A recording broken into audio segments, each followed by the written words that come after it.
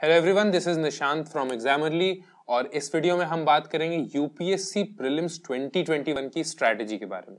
तो हम इन टॉपिक्स पे वीडियोस बनाते रहते हैं, तो please do not forget to like, share, subscribe and definitely do not forget to hit the bell icon.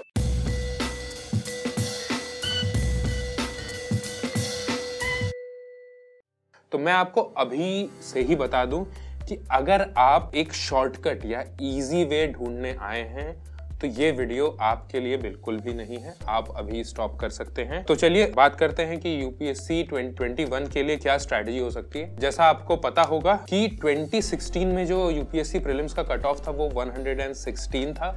2017 में ये गिर के 105 पे पहुंच गया। 18 और 19 में 100 से नीचे रहा और 20 का भी जो पेपर हुआ है उसमें एक्सपेक्टेड है कि 100 के नीचे ही रहेगा। जब फाइनल रिजल्ट आएगा तब हमें फाइनल कट ऑफ पता चले। तो ऐसा क्यों हो रहा है, ऐसा क्या हो रहा है, ये इन चीजों को लेके बहुत सारे कंफ्यूजन्स हैं। आप बहुत सारी कोचिंग्स के ब्लॉग्स देखेंगे, वीडियोस देखेंगे तो बहुत सारे टीचर्स आपको बहुत सारी बातें बताएंगे और हो सकता है कुछ लोग अपनी जगह सही हो, कुछ जगह गलत हो। आपको एज अ स्टूडेंट अपनी एक प्लान बनाना है, अपनी एक स्ट्रैटेजी बनानी है, तो वो आप कैसे बनाएं और उसके अंडर में आप किन किन पिलर्स को फॉलो कर सकते हैं, उस पे ये डिस्कशन है। तो सबसे पहले आपने कहीं पे भी वीडियो देखा होगा, किसी भी टॉपर का वीडियो देखा होगा, एक बात कंसिस्टेंटली हर पर्सन बोलेगा, जो आपकी बेसिक बुक्स हैं उनकी आपको जरूरत है, वो आपको करनी ही पड़ेंगी आइदर केस।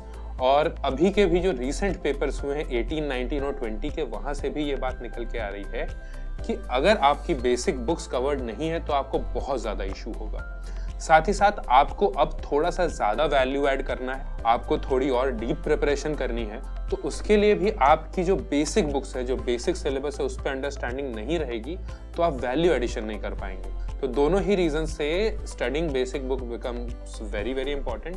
बेसिक बुक्स कौन सी हैं? आपकी हिस्ट्री में एनसीईआरटीज हैं, पॉलिटी में लक्ष्मीकांत, इकोनॉमी में बात करें तो एनसीईआरटीज हैं और करंट अफेयर्स का बहुत इनपुट रहता है, और ज्योग्राफी में अगेन आपकी एनसीईआरटीज, एनवायरनमेंट में शंकर गणेश, और उसके अलावा जो आपका साइंस टेक है और बाकी एनवायरनमेंट में आपका करंट अफेयर्स रहता है। इसके अलावा बहुत सारी बुक्स होती हैं जो लोग रेफरेंस की तरह देखते हैं, यूज करते हैं, बट ये बुक्स आपका कोर बनाएंगी। इन बुक्स को पढ़ना एकदम इंपॉर्टेंट है और करंट अफेयर्स को रेगुलरली फॉलो करना बहुत ही इंपॉर्टेंट है। ये बात हो गई कि बेसिक बुक्स आपको पढ़ना जरूरी है ताकि आपका एक सॉलिड नॉलेज बेस बन सके जिसपे कि आप आगे बिल्ड कर सके। एक बार फिर से रिपीट कर देता हूं, इसके बिना आपका आगे ग्रोथ कर पाना, आगे की चीजें समझ पाना, आगे की चीजें इवन पढ़ पाना बहुत ज्यादा डिफिकल्ट हो जाएगा। जो करंट अफेयर्स और एक्स्ट्रा नॉलेज या जो हायर लेवल नॉलेज को लेके लोग परेशान रहते हैं, वो प्रोग्रेसिवली आप ऐड ऑन करते जाएंगे, या तो रेफरेंस बुक्स के थ्रू, या टेस्ट सीरीज के थ्रू, या पास्ट ईयर पेपर्स के थ्रू, या और भी बहुत सारी सोर्सेज होती है जिनसे। तो ये भी जो आपको बेस बनाना है, ये आपके इन्हीं बेसिक बुक्स के ऊपर बना। तो आपका जो प्लान होना चाहिए उसमें basic books are very very important. इसके बाद अगर हम बात करें तो एक कंफ्यूजन रहता है लोगों के मन में जो कि उन्हें बहुत प्रॉब्लम्स क्रिएट करता है, that is the choice of optional. तो जब आपने अपनी प्रिपरेशन शुरू की है, जितनी जल्दी हो सके 1 से 2 महीने में आप अपना ऑप्शनल सॉर्ट कर लीजिए, या फिर ऑप्शनल फाइनलाइज करने के लिए आप खुद को 1 से 2 महीने दीजिए। जब तक आप जीएस थोड़ा बहुत पढ़ ना लें तब तक आप उस तरफ ऑप्शनल के बारे में बहुत ज्यादा मत सोचिए, जब तक आपको एक थोड़ी बेसिक अंडरस्टैंडिंग सिलेबस की ना हो जाए। तो दोनों में से कोई भी अप्रोच फॉलो कर सकते हैं, या तो एकदम शुरू में ऑप्शनल डिसाइड कर लीजिए और उसी के साथ कंटिन्यू कीजिए, या पहले 1-2 महीने जीएस पे फोकस कीजिए और उसके बाद ऑप्शनल के बारे में सोचिए। जैसे ही आपकी प्रिपरेशन शुरू होती है तुरंत ही आप ज्यादा बुक्स ना लें, सिर्फ बेसिक बुक्स लें। करंट अफेयर्स को लेके मे बी पहले 1 या 2 महीने में टेंशन मत लीजिए, बिकॉज आपको बहुत सारी सोर्सेज को रेफर करना पड़ेगा ये समझने के लिए कि कौन से करंट अफेयर्स में कौन से एरियाज इंपॉर्टेंट हैं। और ऐसा नहीं होने वाला है कि अगर आपका कुछ करंट अफेयर्स में छूट जाता है तो उसे आप बाद में रिकवर नहीं कर सकते या बाद में पढ़ नहीं सकते। तो पहले 1 से 2 महीने आपके पूरी तरह जो बेसिक बुक्स हैं, यानी कि स्टैटिक नॉलेज है, उसको बिल्ड करने पे होने चाहिए। वो एक बार आपका बिल्ड हो गया तो आगे की प्रिपरेशन में आपको दिक्कत कम आएगी। तो आपने करंट अफेयर्स को लेके थोड़ा 1-2 महीने आप कंफर्टेबल रहेंगे और ऑप्शनल को लेके भी। उसके बाद हम आते हैं कि जो आप अगर पास्ट ईयर के आपने कुछ पेपर्स देखे होंगे 18, 19, 20 के, तो आपको बहुत सारे वर्ड्स दिख रहे होंगे, बहुत सारी टर्मिनोलॉजीज दिख रही होंगी जिसका यूपीएससी यूज करता है। और मे बी अगर आपने कुछ कोचिंग्स की एनालिसिस देखी होंगी तो वहां पे आपको ये आइडिया लगा होगा कि बहुत सारे इसमें से टर्मिनोलॉजीज जो हैं वो आपकी बेसिक बुक्स या रेगुलर प्रिपरेशन की बुक्स में नहीं मिल रहे। तो उसको लेके आपको अभी बहुत ज्यादा नहीं सोचना है। उसको लेके आप इस तरह से अप्रोच रख सकते हैं कि एक बार आपका जीएस का बेसिक बुक्स कंप्लीट हो जाए, फिर आप ऑन अ डेली बेसिस जहां से भी पढ़ रहे हैं, अगर आप कोई रेफरेंस बुक देख रहे हैं, रेफरेंस बुक भी अगर आप पढ़ रहे हैं उसे एंड टू एंड नहीं पढ़ना होता है, यही छोटे छोटे पर्ल्स ऑफ विजडम या कह सकते हैं कि स्निपेट्स आपको ढूंढने होते हैं जो कि आपकी बेसिक बुक्स में नहीं मिले, उन्हें कलेक्ट करना होता है। कलेक्ट आप कहाँ करें, आप कहीं ना कहीं इसको नोट कर लें।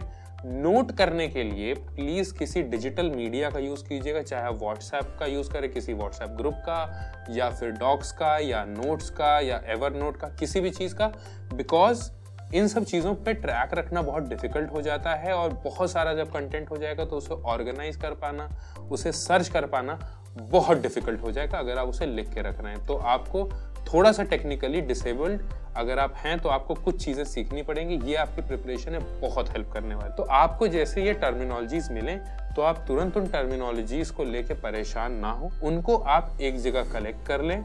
हफ्ते में 1 दिन या 2-3 घंटे का समय निकालिए, उस टाइम पीरियड में आप उन टर्मिनोलॉजीज को सर्च कीजिए। सर्च कहाँ करना है, कैसे करना है, आपको एक रैंडम गूगल सर्च नहीं करनी है। वो जो भी टर्मिनोलॉजीज आपके हाथ लगी हैं, उन टर्मिनोलॉजीज को आप कुछ फेमस कोचिंग्स जो कि अपना बहुत सारा मटेरियल ऑनलाइन अवेलेबल कराती हैं, उनके नाम के साथ या यूपीएससी कीवर्ड के साथ उन्हें सर्च कीजिए। अगर उस पे आपको सफिशिएंट मटेरियल मिल जाता है इनमें से किसी भी वेबसाइट्स पे या किसी और यूपीएससी रेलेवेंट वेबसाइट या ब्लॉग पे, तभी इसको अपने प्रिपरेशन में आप इंक्लूड कीजिए। ये फर्स्ट लेवल ऑफ फिल्ट्रेशन है। अगर किसी भी यूपीएससी की कोचिंग को या ब्लॉगर को ये कीवर्ड रेलेवेंट नहीं लगा है तो मोस्ट प्रोबेबली ये आपके यूज का नहीं है, आप इसको सीधे डिलीट कर सकते हैं। ये आपकी फर्स्ट लेवल ऑफ फिल्ट्रेशन हो गई। लेकिन कोचिंग्स बहुत सारे ऐसे अननेसेसरी कंटेंट भी अपलोड कर देते हैं, तो उन्हें सॉर्ट करने का ये तरीका होगा कि एक बार आप अगर जीएस पढ़ चुके होंगे तो आप देखिए कि जो भी आपको इन्फॉर्मेशन मिल रही है इस कीवर्ड पे अपने किसी भी यूपीएससी की वेबसाइट या ब्लॉग पे, वो जो इन्फॉर्मेशन है आपने जिन भी हेडर्स के अंडर में पढ़ाई की, चाहे इकोनॉमिक्स में, चाहे पॉलिटी में, हिस्ट्री में, ज्योग्राफी में, एनवायरनमेंट में, किसी भी सब्जेक्ट में, उनमें से किसी टॉपिक से क्या इस कीवर्ड के अंडर की इन्फॉर्मेशन डायरेक्टली या इनडायरेक्टली रिलेटेड है। अगर आपको ऐसा कोई रिलेशन बहुत ही आराम से बन जा रहा है, that means this is something that can be asked, तब फिर आप इसको अपने नोट्स में इंक्लूड कीजिए। अगेन नोट्स डिजिटल फॉर्मेट में रखेंगे, एडिट करना आसान होगा, ढूंढना आसान होगा, कुछ इन्फॉर्मेशन चेंज होती है तो उसे चेंज करना आसान होगा और ये आपको सीखना ही पड़ेगा। ये एक तरह से कह सकते हैं कि this is a necessary evil, या ये आपकी मजबूरी। अगर आपको यूपीएससी निकालना है, जल्दी से जल्दी निकालना है, कम टाइम लेना है, तो आपको कुछ ना कुछ टूल्स सीखने पड़ेंगे। चाहे आप डॉक्स सीख लें, एवर नोट यूज करना सीख लें, नोट्स यूज करना सीख लें, व्हाट्सएप पे ग्रुप बना के कर लें या टेलीग्राम पे ग्रुप बना के कर लें, या फिर मेरा फेवरेट गूगल शीट्स या एक्सेल का यूज कीजिए, जहां पे आप चीजों को बहुत ही अच्छे से ट्रैक कर सकते हैं।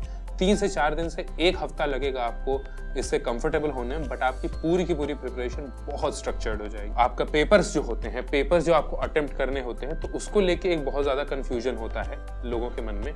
और जब भी आप पेपर देखेंगे, ऐसा होगा नहीं कि आप पेपर नहीं देखेंगे, पेपर देखेंगे पास्ट ईयर के, तो उसमें आप फोकस करेंगे उन 20-25 क्वेश्चंस पे जो एकदम आउट ऑफ द लीग हैं। तो एक बात शुरू से ध्यान में रखिए, कट ऑफ जो है वो 50% के आसपास जाता है और पिछले 3 साल से 50% से कम जा रहा है। तो आपको ये देखना है कि क्या पेपर में ऐसे 50, 55 या 60% क्वेश्चंस हैं जो सॉल्व हो सकते हैं और आपको उन्हीं पे फोकस करना है। तो जो बाकी 20-25% हैं जो रैंडम सोर्सेस से आ रहे हैं, उन क्वेश्चंस को आप इग्नोर भी कर देंगे, तब भी आपका क्वालिफिकेशन हो जाएगा। प्लस प्रीलिम्स के जो मार्क्स हैं आपके फाइनल रिजल्ट में काउंट नहीं होते, तो प्रीलिम्स में आपने अगर जस्ट क्वालिफाई किया है या टॉप किया है, दोनों ही चीजों से कोई फर्क नहीं पड़ता। दोनों ही कैंडिडेट्स जाके मेंस में जब शुरू करेंगे तो 0 से ही शुरू करेंगे। तो प्रीलिम्स में आपको कितने क्वेश्चंस अटेम्प्ट करने चाहिए, ये एक चीज लोग बहुत शुरू से सोचने लगते हैं। इसको लेके आप बहुत ज्यादा परेशान ना हो। जब आप प्रीलिम्स के पेपर के अराउंड आप कुछ टेस्ट सीरीज प्रैक्टिस कर रहे होंगे, कुछ फुल टेस्ट दे रहे होंगे और आपका एक बार हर एक टॉपिक हो जाएगा, तब आपको खुद ब खुद एक आइडिया लगने लगेगा कि 105, 110 नंबर या 100 नंबर स्कोर करने के लिए आपको मिनिमम कितने क्वेश्चन अटेम्प्ट करने पड़ते हैं, और उसी आइडिया के साथ आप बढ़ सकते हैं। दूसरी चीज, यहाँ पे आप अगेन गूगल शीट या एक्सेल का बहुत ही अच्छे से यूज कर सकते हैं। आप जितने भी टेस्ट दे रहे हैं, अगर आप सारे टेस्ट का कितने क्वेश्चंस आपने अटेम्प्ट किए, कितने सही हुए और आपने कितने मार्क्स स्कोर किए, ये अगर आप उसमें प्लॉट करते जाएंगे ओवर द कोर्स ऑफ 100 या 50 to 100 टेस्ट, तो आपको अपने आप निकल के ये डेटा या ये इंफॉर्मेशन मिल जाएगी कि आपको कितने टेस्ट पेपर अटेम्प्ट करने हैं डिजायर्ड कट ऑफ स्कोर करने। इसके बाद बात करते हैं कि किस किस टाइप का कंटेंट होता है। तो जैसा आपने अगर पिछले कुछ सालों के पेपर देखे होंगे तो आपने देखा होगा कि थोड़ा सा मेमोराइजेशन की तरफ थोड़ा सा ज्यादा इंक्लिनेशन हो रहा है यूपीएससी का। तो अंडरस्टैंडिंग तो इम्पोर्टेंट शुरू से ही रही है, but memorisation has become a little more important. तो उसके लिए आप क्या कर सकते हैं कि जो भी आपके टॉपिक्स हैं, हर टॉपिक के अंडर में आप एक लिस्ट बना सकते हैं, लिस्ट ऑफ टर्मिनोलॉजी। जैसे कि इकोनॉमिक्स में कुछ टर्मिनोलॉजी होगी, आपकी हिस्ट्री में कुछ टर्मिनोलॉजीज हैं, वॉर्स हैं, या फिर आपके कुछ लॉज हैं, पॉलिटी में आपके कुछ लॉज हैं, अमेंडमेंट्स हैं, और कौन कौन प्राइम मिनिस्टर थे, कौन कौन प्रेसिडेंट थे। और इसी तरीके से आपके एनवायरनमेंट में आपको मिल जाएगा कि कौन कौन से डिक्लेरेशंस हुए, कौन कौन से अग्रीमेंट्स हुए, कौन कौन से नेशनल पार्क्स एंड सैंक्चुरीज हैं। तो इस तरह की आप लिस्ट्स को सेपरेटली मेंटेन करके रखिए। इससे आपको कोई भी एडिशनल इंफॉर्मेशन मिलती है पास्ट ईयर पेपर से या प्रैक्टिस पेपर से, तो आपको उसको आराम से इनकॉर्पोरेट करने के लिए एक जगह मिली रहेगी। इसको भी ऑनलाइन बना के रखें और इससे आप बहुत ही क्विक रिवीजन कर सकते हैं, और इससे आपके लिए अपने वीक पॉइंट्स को आइडेंटिफाई करना बहुत आसान हो जाएगा। तो ये जो लिस्ट वाला आइडिया है, इस पे अगर आप काम कर लेते हैं तो जो भी चीजें याद रखनी है, और आप अगर पिछले 4 से 5 साल के पेपर्स बहुत ध्यान से देखेंगे तो आपको ये दिखेगा कि अगर आप एक बार इस तरह से लिस्ट बना के चीजें याद रखते हैं तो कुछ नहीं तो 20 to 30 क्वेश्चंस में आपको इसका एडवांटेज मिलेगा। मैं ये नहीं बोल रहा हूँ कि आपके 20 to 30 question straight forward solve हो जाएंगे, लेकिन आपको हेल्प मिलेगी, और क्या पता उसमें से कुछ क्वेश्चंस आपके कट ऑफ भी क्लियर करवा ले जाएं। टेस्ट सीरीज की क्या यूटिलिटी है, यूटिलाइजेशन है। टेस्ट सीरीज को लोग बहुत ही अलग पर्सपेक्टिव से लेके चले जाते हैं। जैसे बोर्ड्स में हम लोग देखते हैं तो टेस्ट सीरीज से क्या होता है कि बहुत सारे क्वेश्चन कई बार रिपीट हो जाते हैं। तो इसी पर्सपेक्टिव के साथ हम कंपटीशन में भी टेस्ट सीरीज को देखते हैं, मगर टेस्ट सीरीज का यहाँ पे जो यूजफुलनेस है वो कंप्लीटली डिफरेंट है। टेस्ट सीरीज इसलिए है ताकि वो आपको ये बता पाए कि आपकी कितनी प्रिपरेशन हुई है, आप एक जनरल एक सब्जेक्ट में या एक फुल टेस्ट में जनरली कितना स्कोर कर पा रहे हैं। तो टेस्ट सीरीज को एज अ बेंचमार्क लीजिए, जिससे कि आप अपनी प्रिपरेशन का लेवल आइडेंटिफाई कर पाएं, ना कि एज अ डंप जहां से आपको कुछ क्वेश्चंस मिल जाएंगे जहां से आपको क्वेश्चंस याद करने हैं बिफोर पेपर। ये आपकी प्रैक्टिस है, आपकी स्पीड की प्रैक्टिस, आपकी एक्यूरेसी की प्रैक्टिस, और आपकी कितनी प्रिपरेशन हो गई ये आइडेंटिफाई करने के लिए आपको टेस्ट सीरीज का यूटिलाइजेशन करना है। तो सब्जेक्ट्स की जो प्रिपरेशन होती है, ऐसा कई बार होता है कि आप बोर्ड्स में या फिर स्कूल कॉलेज में हम कुछ सब्जेक्ट्स की प्रिपरेशन थोड़ी कम करते हैं, फिर भी हम स्कोर कर जाते हैं, बिकॉज हर सब्जेक्ट की एक डेफिनेट वेटेज होती है जिसकी वजह से एक सर्टेन अमाउंट ऑफ मार्क्स तक हम पहुंच सकते हैं। मगर एक तो यूपीएससी का जो प्रीलिम्स है वो आपका ऑब्जेक्टिव है, दूसरी चीज यहाँ पे किसी भी सब्जेक्ट की वेटेज आइडेंटिफाइड नहीं है और रादर डिफाइंड नहीं। तो अगर आपके सारे के सारे सब्जेक्ट तैयार नहीं और सारे के सारे सब्जेक्ट एक सर्टेन लेवल के ऊपर तैयार नहीं, तो ऐसा हो सकता है कि आपके वीक सब्जेक्ट से अगर ज्यादा क्वेश्चंस आ जाएं या टफ क्वेश्चंस आ जाएं तो आप उस साल का कट ऑफ ना क्लियर कर पाएं। तो इसीलिए हर एक सब्जेक्ट को एक सर्टेन लेवल, जरूरी नहीं कि आप हर सब्जेक्ट में परफेक्ट हो जाएं, बट एक सर्टेन लेवल के ऊपर कि एटलीस्ट जो इजी और मीडियम क्वेश्चंस हैं उस सब्जेक्ट के वो आप टैकल कर ले जाएं, इतनी आपको लेवल बनाना एब्सोल्युटली कंपलसरी है। इसके बाद फिर आप अगर YouTube पे या इन जनरल ब्लॉग्स को सर्च करेंगे या टेलीग्राम व्हाट्सएप पे आप देखेंगे तो बहुत सारे लोग टिप्स एंड ट्रिक्स शेयर करते हैं। तो एक बात बता दें कि ऐसा कभी कभी होता है कि किसी पैटर्न से किसी 1-2 साल के कुछ क्वेश्चंस सॉल्व हो जाते हैं। अगर आप उसी पैटर्न को बाकी ईयर्स के क्वेश्चन पे या उसी साल के बाकी क्वेश्चंस पे लगा के देखेंगे तो हो सकता है शायद ज्यादा क्वेश्चंस आपके गलत हो जाएं। तो इन ट्रिक्स को लोग बहुत ज्यादा फेमस कर देते हैं। एक बात ध्यान रखिए कि यूपीएससी एग्जामिनर तक भी ये ट्रिक्स पहुंच जाती हैं, तो अगर कोई ट्रिक इस साल के पेपर में काम आई है तो मोस्ट प्रॉब्ली वो अगले साल काम नहीं आएगी। और यूपीएससी का जो पेपर है वो थरो और प्रॉपर प्रिपरेशन से ही निकल सकता है। This is not a lottery. तो अगर आप ट्रिक्स यूज करने के बारे में सोच रहे हैं तो बहुत ही सावधान रहें, बहुत ही ज्यादा संभल के चलें। हाँ, कुछ क्वेश्चंस में आपको एलिमिनेशन करना पड़ता है, कुछ क्वेश्चंस में आपको दिमाग लगाना पड़ता है, बट उन क्वेश्चंस में भी आपको थोड़ी बहुत नॉलेज की जरूरत है। जीरो नॉलेज में आप क्वेश्चंस अटेम्प्ट तो कर सकते हैं, सही करने की पॉसिबिलिटी बहुत कम होती है। The UPSC examiner takes care of all things और there is a higher chance always of going wrong. फिर बात करते हैं जो मल्टीपल वेबसाइट्स हैं आपके करंट अफेयर्स के लिए या फिर आपके इंफॉर्मेशन सोर्सेज के लिए, उनका कैसे यूटिलाइजेशन करना। इन सारी वेबसाइट से बहुत सारा कंटेंट रहता है। अगर आप किसी भी वेबसाइट को भी कंसिस्टेंटली फॉलो करना चाहेंगे तो आप एक साल में आराम से कर नहीं पाएंगे। तो बेस्ट यही रहेगा कि जो मैंने टर्मिनोलॉजीज के बारे में बताया, जो मैंने लिस्ट्स के बारे में बताया, आप उन टर्म्स को सर्च कीजिए। अगर इन वेबसाइट्स पे आपको स्पेसिफिकली उससे रिलेटेड कुछ नई इंफॉर्मेशन मिलती है तो आप उसको अपनी नोट्स में ऐड कर लीजिए। बहुत ज़्यादा रीड करने की ज़रूरत नहीं। अगर उससे सिमिलर रिजल्ट्स भी आ रहे हैं उन्हें भी रीड करने की ज़रूरत नहीं। प्रीलिम्स का पेपर है, मेंस का या ऑप्शनल का नहीं, जहाँ पे आपको बहुत ज़्यादा वाइड इंफॉर्मेशन चाहिए।